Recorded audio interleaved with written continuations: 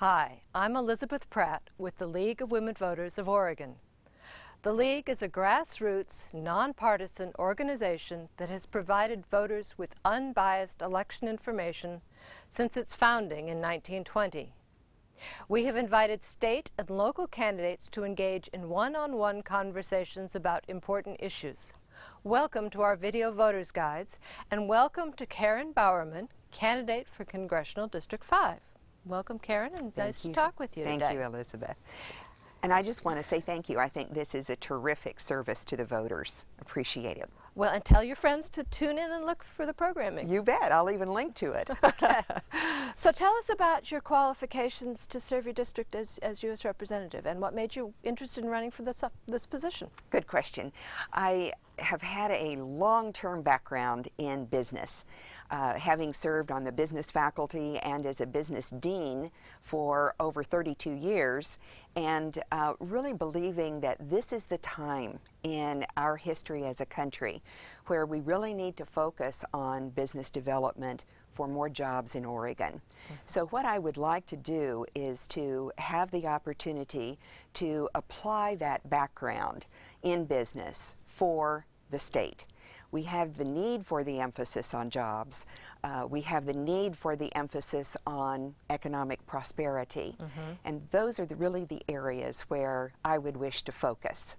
Now, that's a little bit about why I ran, or why I filed and why I'm currently running.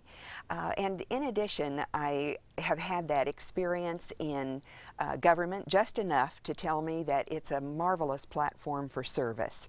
And that's really what drives me, is that desire to serve. Mm-hmm. I think that that is important to do when it's the time in our life that we can, and this is that time for me. Okay. Describe the boundaries of Congressional District 5, since they're a little different than they used to be. Yes, they are. When the state was reapportioned back in November of 2011, there was a little bit of the Corvallis area and quite a bit of Multnomah County that was removed from CD5, Congressional District 5. So what's left is all or part of 7 different counties, going from on the coast from Tillamook down to Yahats, over to Salem and a little bit east of that. Lake Oswego is included. Parts of Wilsonville are included. A lot of areas are split up. So there are good online maps to tell us exactly where in the which district we're located. Okay. So tell us, are there particular issues that you're interested in working on in Congress? And are there committees that should want to be assigned to? Absolutely. Let me deal with the second part of that first, because that really shows where I'd like to emphasize. I'd like to be first on agriculture, because that represents such a strong base of the Congressional District 5. Right here in this district, we have a representation of most of the state. We have the concerns of the coast, we have the concerns of the valley, urban and rural, all represented right here. And on agriculture, I would really have the opportunity to deal with the family farms and therefore much of the family business that's represented in CD5. In addition, I would love the opportunity to be on one of the budget-related committees, whether it be budget or appropriations or government reform. And that would be a natural, because, again, that's a part of the background that I bring where I really wish to serve. Okay. Do you have suggestions about how to tackle the federal budgets and the federal deficits? You bet.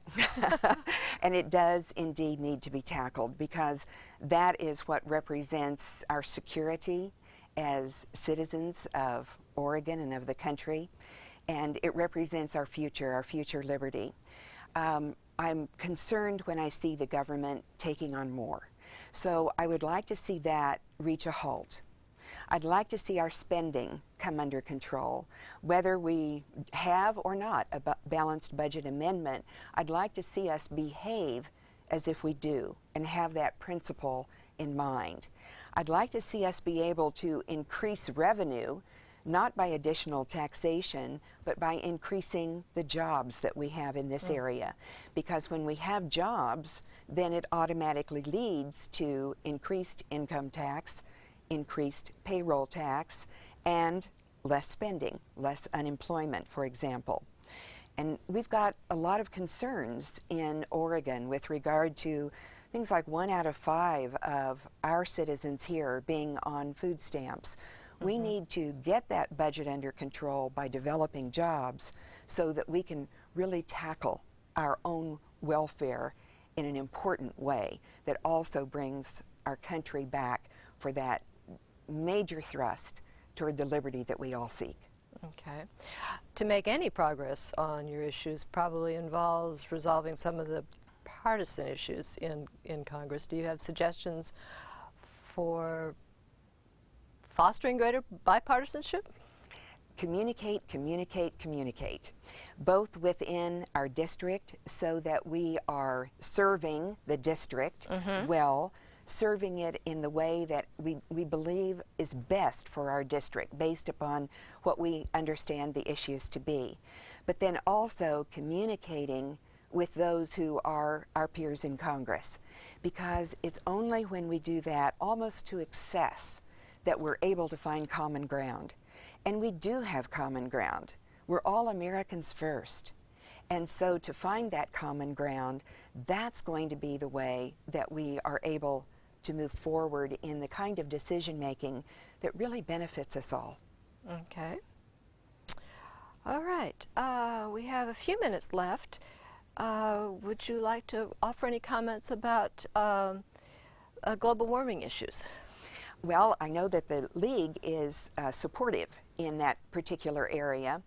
And one of the things that concerns me a little bit is when global warming as an issue becomes too politicized.